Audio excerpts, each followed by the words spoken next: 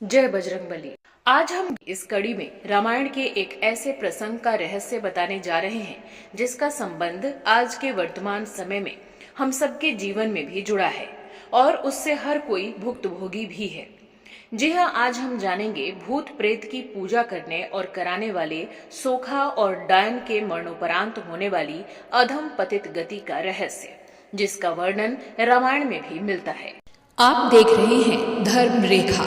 रामायण का ये प्रसंग उस समय का है जब मर्यादा पुरुषोत्तम राम अपने पिता राजा दशरथ के वचन का मान रखने के लिए अपनी पत्नी सीता और भाई लक्ष्मण के साथ 14 वर्ष वनवास के लिए अयोध्या से प्रस्थान कर चुके थे। राम जी के वन गमन की सूचना कैकेयी देश में भरत जी को जैसे ही मिलती है, अपने अनुज शत्रुघ्न के साथ विक्षिप्त और व्याकुल अवस्था में अयोध्या पहुंचते हैं। अयोध्या आने पर राम जी के वन जाने का सारा वृत्तांत भरत जी को पता चलता है। गुरुजन और माता भरत जी को समझाते हैं कि राम के वन जाने का शोक त्याग कर अयोध्या का राज सिंहासन संभालें, क्योंकि किसी भी राज्य का राज सिंहासन खाली रहने से प्रजा में असंतोष फैलता है।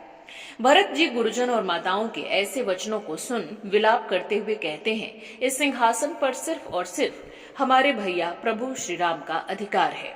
मेरी माँ कैकेयी के द्वारा मेरे लिए मांगा जाने वाला ये राज सिंहासन मेरे लिए शूल के समान है और मैं शपथ पूर्वक कहता हूँ कि मेरे स्वप्न में भी कभी ऐसा विचार नहीं आया। भरत जी कहते हैं कि अगर मेरे मन में कभी ऐसा विचार आया हो या मेरी माँ के द्वारा रचित इस कुचक्र के विषय में मुझे पहले से जानकारी हो, तो पर ब्रह्म परमात्मा मेरे मरणोपरांत मेरी जीवात्मा को वही गति दे जो पतित से भी पतित मनुष्य के पाप करने पर मरणोपरांत जीवात्मा की गति होती है।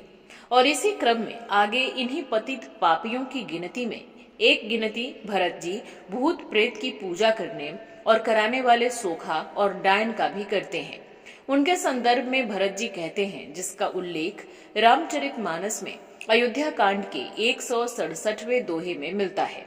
जे परिहरि हरिहर चरना भजहि भूत गण घोर, ते ही कई गति मोहि देव विधि जो जननी मत मोर। भरत जी के इस कथन से ये साबित होता है कि भूत प्रेत की पूजा करने कराने वाले की अधम गति होती है। इनके अधम गति के बारे में हालांकि आज भी प्रचलित है कि डायन या सोखा के मरणोपरांत उनके परिजन उनके अंतिम क्रिया कर्म करने से संकोच करते हैं। इसका मुख्य कारण उनके द्वारा भूत प्रेत की पूजा कर बस में किए गए भूत प्रेत से होता है, जो अंतिम संस्कार करते ही सोखा और डायन के परिजनों को सताने लगती हैं। और यही वो रहस्य है जिसे भरत जी ने कहा था, क्योंकि सोखा और डायन को धरती और परलोक दोनों जगहों पर पतित और अधम ही माना जाता है। जय बजरंगबली।